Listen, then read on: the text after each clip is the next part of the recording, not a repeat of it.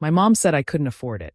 My mother told me I couldn't afford to take my dad to dinner for his birthday. But when the staff greeted me as the owner, her jaw nearly hit the floor. Stick with me while I share my story, and if it touches you, don't forget to support our channel by hitting that subscribe button, dropping a like, and sharing it with the people you care about. My name is Rhea Collins, and for most of my life, I was told I'd never be enough. My mother, Marla, made sure of that.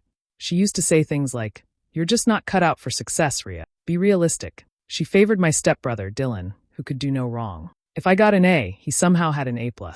If I found a small job, he had a promotion waiting for him. It was always about him, and I was always the disappointment. After my parents divorced, things got worse. Mom remarried fast, and I stayed with her while Dad, Frank, struggled to rebuild. Mom made sure everyone saw her as the victim. She told people I was unstable because I wanted to move out and make my own way. The truth was, I couldn't breathe in that house. So at 18, I left with 2 bags, a few dollars, and no plan except to never look back. The years after were rough. I worked 2 jobs, one at a diner, one cleaning offices at night. Some weeks I barely slept. Mom would occasionally call just to say things like, "You still living paycheck to paycheck?" She wanted to remind me I hadn't made it. I learned to keep my head down and keep working. What she never knew was that those long shifts in a small restaurant would change my life. The owner, Mr. Keaton, saw something in me no one else did. He was kind, patient, and believed hard work mattered more than background. I started as a dishwasher, then a server, and slowly learned how to manage staff, order supplies, and deal with customers. He taught me everything, not just how to run a restaurant, but how to carry myself with quiet confidence. When he got sick years later, I stayed by his side, helping with the business and his care. Before he passed, he told me, "You've earned this, Rhea. Keep it going."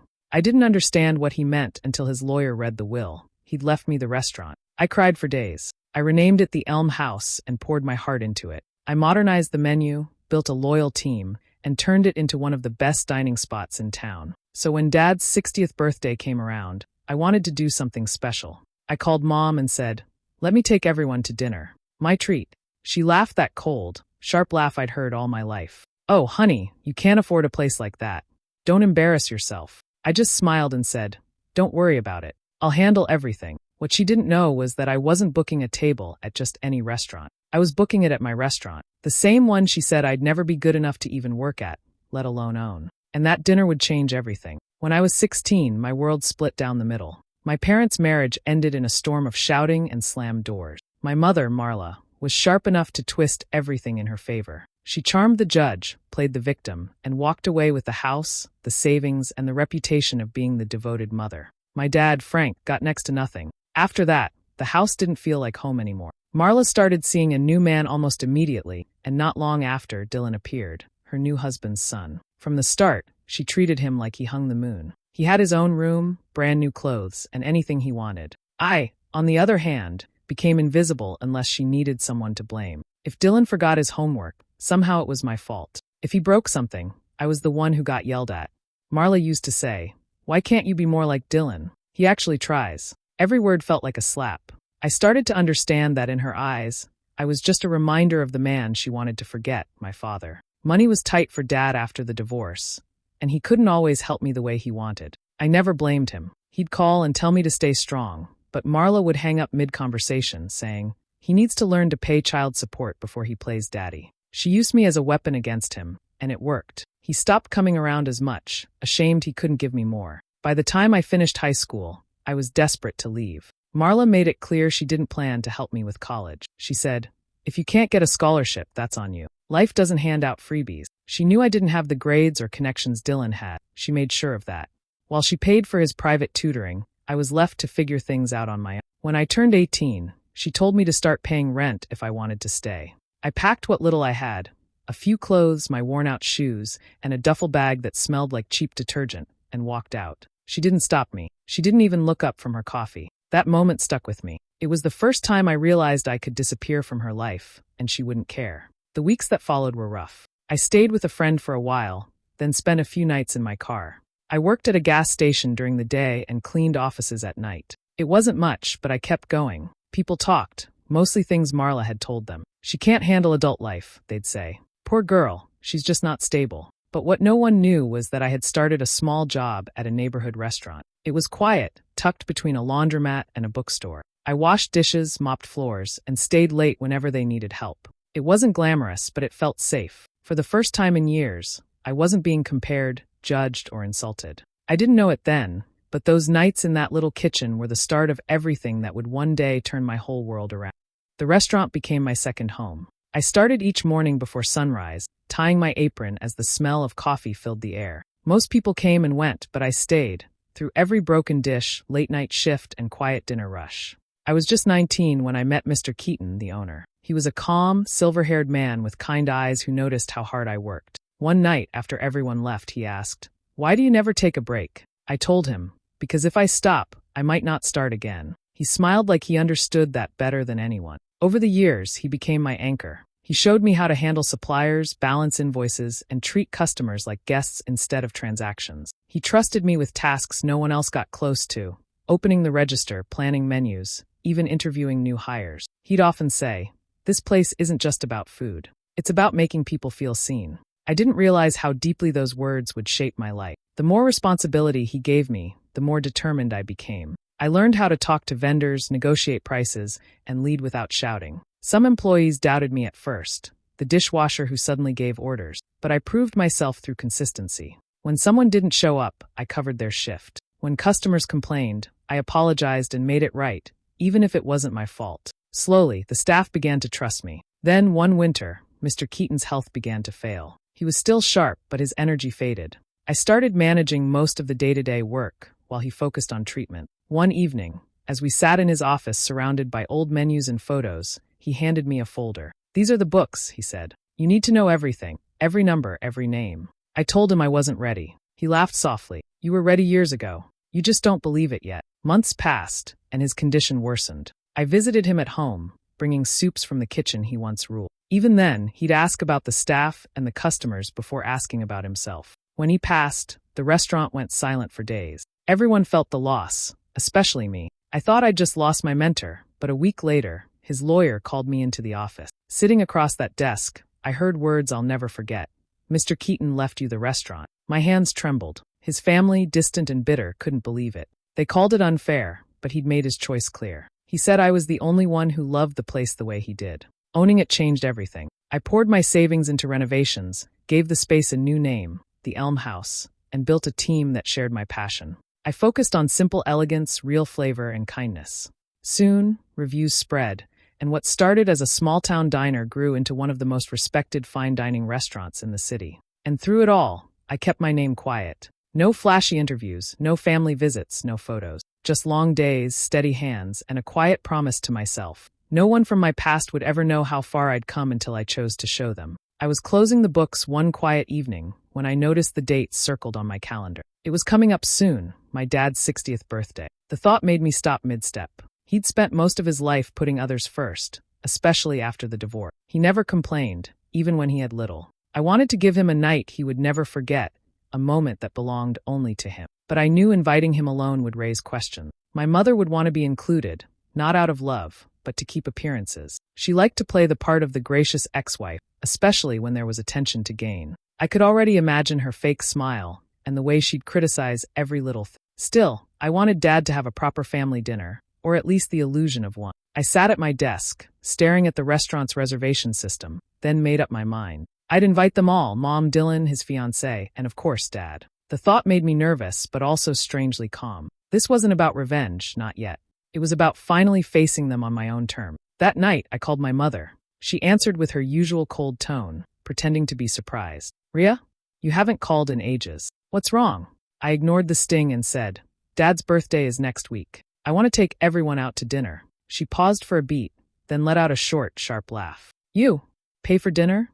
Honey, you can't even afford decent shoes. Let's not embarrass ourselves." I gripped the phone tighter, but kept my voice steady. "Don't worry about the cost.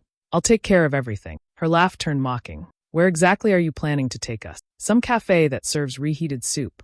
I smiled, even though she couldn't see it. "You'll see when you get there," I said quietly. "Just make sure you dress nicely." When the call ended, I sat back and let the silence wash over me. For years, her words had crushed me, but now they rolled off like rain. I had worked too hard, too long, to let her opinion mean anything. I opened my computer and went to the booking page, entering the date and time. The Elm House, Private Room A. I added a note. "Special birthday celebration for Mr. Frank Collins. Handle with care." My staff would treat this like any high-profile dinner, but none of them knew who my guests really were. To them, it was just another private booking. As I confirmed the reservation, a strange calm settled over me. It wasn't excitement or fear, more like quiet anticipation. The thought of my mother sitting in my restaurant, unaware of where she was, felt almost poetic. This time, she wouldn't be the one laughing. I looked out at the empty dining room, polished and glowing under soft lights, and whispered to myself, "Let's make it a night to remember." The night of the dinner arrived crisp and clear, the city lights flickering across the street as I stood outside the Elm House, watching the valet pull up one sleek car after another. Inside, the restaurant buzzed with the soft murmur of conversation, the clink of glass, and the scent of rosemary and butter drifting from the kitchen. Everything gleamed, the polished floors, the gold-rimmed menus, the crystal lights overhead. I'd arranged every detail myself. The table in the private room was set with white linen and dark candles. A bouquet of soft cream roses sat in the center, my father's favorite. It wasn't ostentatious, just warm and welcoming, the kind of atmosphere that made people feel they belong. I wanted him to feel that way, even if the others didn't deserve it. The host signaled to me that my guests had arrived. I stepped aside as they entered, watching their faces shift from casual to astonished. My mother's gaze swept across the marble floors, the velvet chairs, the quiet confidence of the space. "Well," she said under her breath, "this is nicer than I expected." Dylan grinned, tugging at his jacket. His fiancée, Alyssa, tried to hide her excitement, but her eyes sparkled. My father just looked around, wide-eyed and speechless. When he turned to me, his expression softened. "Ria, this is beautiful," he said quietly. That alone made every late night worth it. The host led them to the table, and the waitstaff glided in with practiced precision. They greeted me politely, "Good evening, Miss Collins," before pouring sparkling water and setting down menus. My mother didn't seem to notice the way the servers addressed me, too distracted by the restaurant's charm. But she didn't let the moment pass without her signature jab. "Try not to max out your card, honey," she whispered with a smirk as she settled into her seat. I smiled, keeping my voice even. "Don't worry. Everything's covered." She chuckled, assuming I meant with borrowed money. Dylan leaned back, his tone dripping with arrogance. "I didn't know you even knew places like this existed, Ria. Did you use coupons for the reservation?" Alyssa giggled nervously, clearly unsure whose side she was supposed to be on. My dad frowned. "That's enough, Dylan," he said, his tone protective for the first time in years. It surprised me. He didn't usually stand up to them. I gestured for the server to pour the wine, one of the restaurant's most expensive bottles. Marla eyed the label and raised an eyebrow. "Impressive choice," she said, pretending to sound casual. "It's a favorite here," I replied simply, keeping my expression neutral. The courses began arriving one after another. Delicate appetizers, warm bread, butter shaped like petals. The staff moved smoothly, their respect subtle but unmistakable. They made sure my father's plate was always full, his glass never empty. I caught one of the server's eyes, and she gave a small nod, understanding exactly what this night meant. As the evening went on, the tension began to hum beneath the surface. My mother's smile grew tight, her curiosity piqued by how easily the staff seemed to defer to me. Dylan kept glancing around, clearly trying to estimate the bill. My father, though, looked at me with quiet pride, not asking questions, just grateful to be there. I didn't say much. I didn't need to.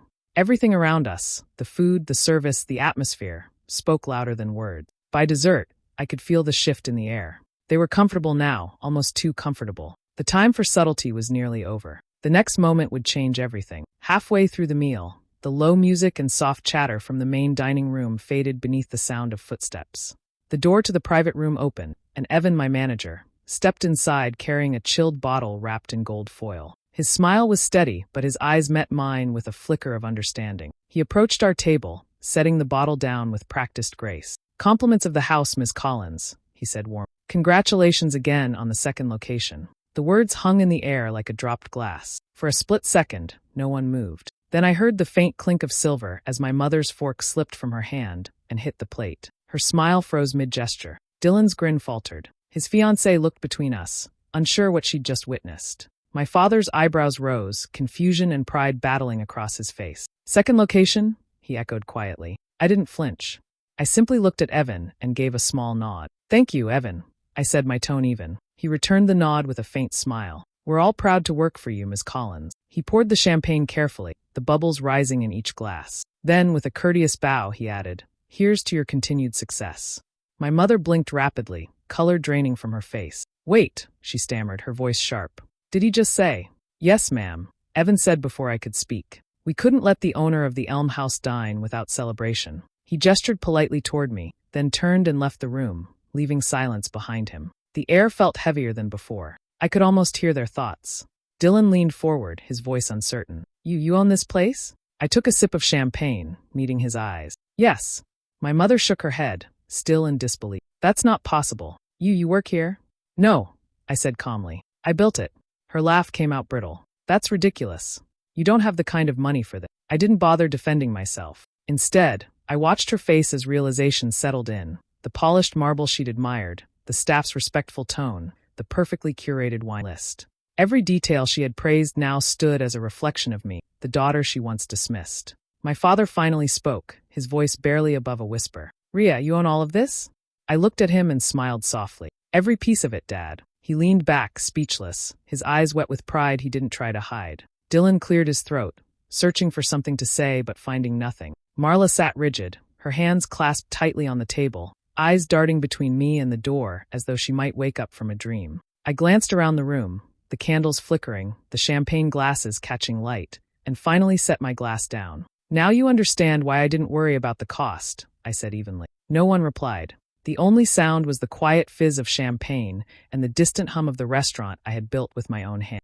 My mother's face went pale, her lipstick suddenly too bright against her skin. For a moment she tried to smile, but her voice came out thin and strained. Well, she said, forcing a laugh, isn't that something? Her fingers trembled as she reached for her glass. The sound of the stem clinking against her ring filled the silence. She looked at me, her eyes sharp now, searching for something to tear apart. So tell me, Ria, she said, leaning forward, her tone laced with venom. How exactly does someone like you end up owning a place like this?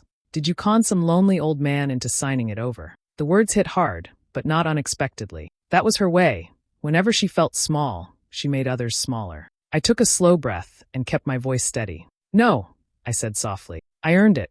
Every single inch of it. Her jaw tightened. She wanted me to lose my composure, to prove her right. But I stayed calm, letting the truth settle like dust in the air. The staff outside continued their quiet rhythm, the clatter of dishes, the low hum of conversation. But inside this room, time felt still. Dylan shifted uncomfortably in his chair. Hey, Mom, he muttered. Let's not make this a scene. I always knew Ria would do something big. His attempt at saving face sounded hollow. I could see it in his nervous smile. He didn't believe his own words. I turned to him, meeting his eyes.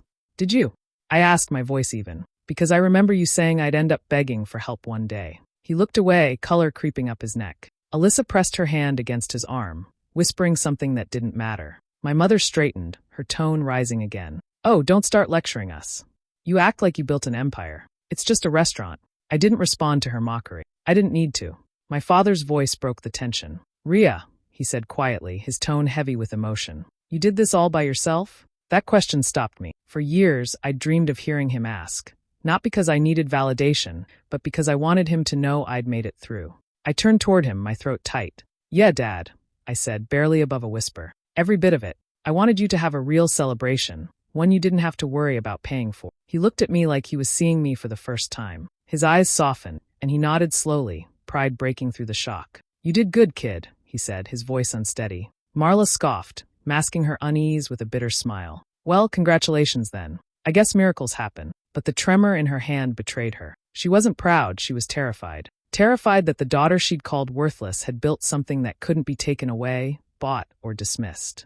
I sat quietly, letting her silence unravel itself. For the first time in my life, I didn't need to defend who I was. The truth was sitting all around her, glowing in the candles, reflected in the polished glass, alive in every corner of the place she said I'd never belonged to. The dinner ended with a silence that spoke louder than words. Plates had been cleared, the candles burned low, and even the waitstaff seemed to sense that the air had changed. My father lingered by the table, still processing everything, while Dylan and Alyssa busied themselves with their phones, pretending not to feel the weight of it all. My mother, though, sat rigid in her chair, her jaw tight, her pride cracking at the edges. I stood and adjusted my blazer. Mom, I said quietly, can I talk to you for a minute? Her eyes flicked up, suspicious. About what? Just a quick word, I replied, nodding toward the hallway outside the dining room. She hesitated, then pushed her chair back, heels clicking sharply against the floor as she followed me out. The hallway was dim and quiet, lined with framed photographs of the restaurant's milestone. The murmur of guests faded behind us, leaving only the faint hum of the overhead lights. Marla crossed her arms. Well, she snapped. Was humiliating me your goal tonight? Because congratulations, you nailed it. You embarrassed the entire family. I stared at her for a long moment. She still looked like the woman I'd grown up fearing, perfectly composed, cruel beneath the polish. But now, I didn't feel small anymore. I didn't embarrass anyone, I said evenly. You embarrassed yourself. You've spent my whole life trying to make me believe I wasn't worth anything. Her eyes narrowed. Oh, please. Don't rewrite history, Rhea. You've always been dramatic. I was hard on you because someone had to be. No, I said, my voice low but steady. You were cruel because you could be. You enjoyed watching me fall apart, and you thought I'd never stand up again. She gave a short, bitter laugh. You think owning one restaurant makes you better than me? Don't kid yourself. You just got lucky. I took a slow step toward her. No, I said softly. I just stopped believing your lies. Her smirk faltered, and for a moment, she looked genuinely shaken. You think you're strong now, don't you? She muttered. You'll see. People like you always end up back where they started. I met her gaze without flinching. Maybe. But even if I did, I'd rather start over 100 times than live one more day trying to please you. She didn't have an answer for that. Her mouth opened slightly, but no sound came out. The hallway light flickered above us, and for the first time, I saw something in her eyes I'd never seen before, fear. I straightened my shoulders and glanced toward the dining room where my father waited. Dinner was for Dad, I said quietly. Not for you. I wanted him to feel proud. You were just a guest. Then I turned and walked away, my footsteps echoing down the hall. I didn't look back, not even once. Behind me, I could hear her shallow breathing, the faint rustle of her dress, and nothing else. No insults, no laughter, no power left in her voice. For the first time, she was the one left standing alone. The night air was cool when we stepped outside. The valet brought my father's old sedan around, and I took the driver's seat before he could protest. For a while, neither of us said a word. The city lights slid across the windshield, blurring into streaks of gold and white. He sat quietly beside me, hands clasped, eyes fixed on the passing streets. Halfway home, he finally spoke. Your mother doesn't deserve you, he said softly. His voice carried no anger, just tired truth. I kept my eyes on the road, the hum of the engine filling the pause. I didn't do it for her, I said. He nodded slowly. I know. You did it for me. He turned toward me then, his expression gentle, his eyes shining in the dim light. Rhea, I don't think I've ever told you how proud I am. You've done what most people only dream about. The words caught me off guard. For so long, I had imagined hearing them, but the reality felt different, quieter, deeper. My throat tightened, but I smiled anyway. Thanks, Dad, I murmured. We drove the rest of the way in comfortable silence. When I pulled into his driveway, he lingered in the car for a moment. You know, he said, she'll never admit it, but you proved her wrong tonight. I reached over and squeezed his hand. That was never the goal. I just wanted you to have a night worth remembering. He smiled, a soft, weary smile that made him look years younger. You gave me more than that. After he went inside, I sat for a moment alone, watching the porch light flicker on. The house looked small and simple, but to me it felt like peace. For the first time in years, I didn't feel like I was running from my past. I'd faced it and left it behind. The next morning, I returned to the restaurant early. The sun was barely up, and the front windows glowed faintly with the first light of dawn. Inside, everything was still, the tables reset, the scent of fresh coffee drifting from the kitchen. My staff began trickling in, cheerful and unaware of what had unfolded the night before. I gathered everyone for a short meeting. We're expanding next month, I said, watching their faces light up. And I'll need someone to help me run things here. My eyes landed on Maya, one of my longest-serving employees. She'd started as a server years ago, always reliable, always kind. You've earned it, I told her. I want you to take on the role of assistant manager. Her hands flew to her mouth. Me, she whispered, stunned. I nodded. You've put in the work. It's time you get the chance. The room filled with applause, and for a brief second, I saw a reflection of my younger self, the girl who once washed dishes in silence, waiting for someone to notice her. Now, I was that someone. Later that afternoon, as I watched the team bustle around, I realized the restaurant felt different. Lighter. Warmer. It wasn't just mine anymore. It was theirs too. The place had grown beyond a symbol of revenge. It had become a home built on fairness, respect, and gratitude. The cycle had turned, but this time, it was driven by kindness instead of cruelty. Months passed, and the chaos from that night faded into quiet success. The Elm House was thriving, full tables, glowing reviews, and customers booking weeks in advance. My days became a blur of early mornings and late closings, but it was the kind of exhaustion that felt good earned. My father stopped by often, always smiling when he walked through the doors. Life had settled into a rhythm that finally felt like peace. Then one afternoon, as I sat in my office reviewing invoices, my phone buzzed. The caller ID made my stomach tighten, Marla. For a long moment, I just stared at the screen, watching her name flash. Against my better judgment, I answered. Her voice came through, calm but hesitant. Ria, I thought maybe we could talk. I leaned back in my chair. About what? I think things got out of hand that night, she said, forcing a light laugh. I just want to clear the air. We're still family after all. Maybe we could start fresh. Her words sounded rehearsed, as if she'd practiced them in front of a mirror. There was no apology, just the same polished control she'd always used to get her way. I took a breath, keeping my tone steady. I appreciate you reaching out, I said slowly, but there's nothing to fix. I'm doing fine. You don't mean that, she replied quickly. I know you, Ria. You've always needed your family. Her words didn't sting anymore. They just felt old, hollow. No, I said quietly. I used to think I did, but I don't anymore. There was a pause, the kind that stretches too long. You're being childish, she snapped finally. You can't just cut people out because you're successful now. I looked around my office, the framed menu, the photo of my staff, the keys to the restaurant hanging on the wall. I'm not cutting anyone out, I said. I'm just choosing peace. I wish you well, but I'm finally happy, and I don't owe you that happiness. She exhaled sharply, muttered something under her breath, and hung up.